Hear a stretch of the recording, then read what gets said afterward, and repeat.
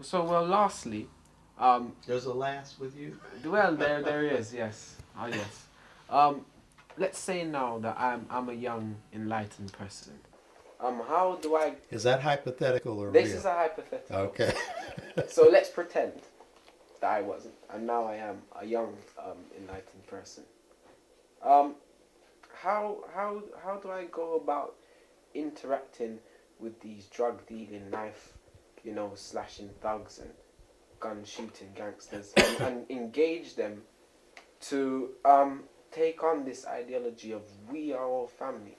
I mean, I'm a goody goody guy, and this guy that I'm trying to speak to, I'm saying, don't worry about the fact that you do bad stuff. We're all family, bro.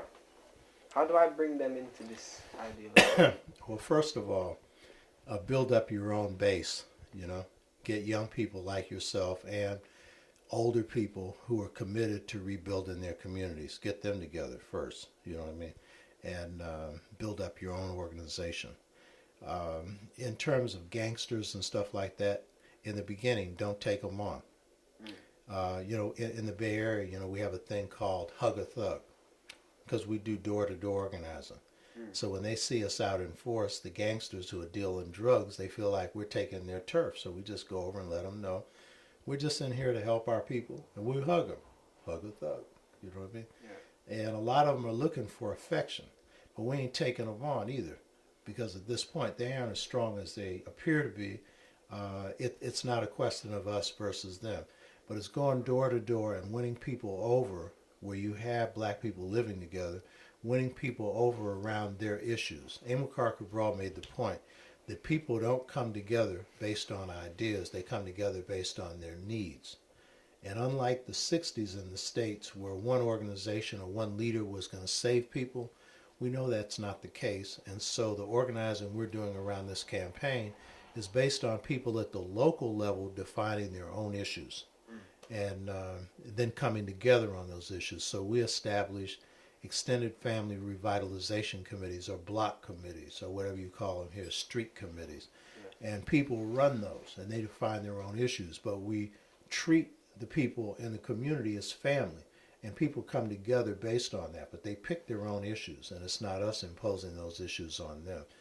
So over a period of time, you'll deal with the gangsters on the block because as you organize in blocks, they live on those blocks. Mm. What we found is like the blocks in which we're organizing, the gangsters will try and sweep the block, keep it clean. They'll try and maintain a relationship with us. They'll tell us that they respect what we're doing. You know what I mean? And we keep a little arm's length thing from them. And when possible, they get shut down. But we don't get in direct conflict with them because it's not the right tactical time for that. And it never will be the right time to have a head-on conflict with them. So in the beginning, you don't focus on the gangsters first. You focus on the youth who are prepared to do some organizing around their people's needs, and you focus around elders in the community who are as well. And those far outnumber the gangsters. But in time, you maintain a cordial relationship, and in time, you know, as you build an economic base, they're going to have an alternative. They're going to get to have choices. But there's a point where that devastation cannot continue in our communities. Yeah. There's a point where it cannot continue. But they have to have alternatives. And a key thing in your organizers is while the organizers deal with the people around needs, your organizers have to be organized around consciousness. And you got to make sure that when you're going into a neighborhood, you're not showing the same model that the drug dealer is showing. Right. What you're showing, a loving model, caring model for the people. That money is not the first thing for you. It's the people that's the first thing. And people see that when you're coming into their neighborhood, you're not getting paid. You're putting in your own time. And sometimes you're risking your life. You know what I mean? Gangsters also, respect that because a lot of these guys who are dealing drugs, they're distorted soldiers. You know, they see themselves as being able to fight for something. It's the wrong thing. So, you got to provide an alternative to that. Something that they'll respect. You cannot be wimpy, wishy-washy. They can't run over you. That's got to be clear.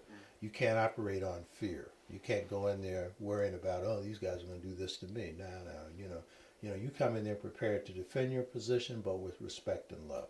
You know what I mean? So I mean that's a crucial thing. Well, Hugger Thug sounds like a better alternative to David Cameron's Hugger Hoodie thing. But, It's got a better rhyme to a it. better rhyme as well. Some hip hop coming through. Well, thank you for your time anyway. I enjoyed the conversation. I hope you did as well. Thank you, brother. I find that a lot of positive.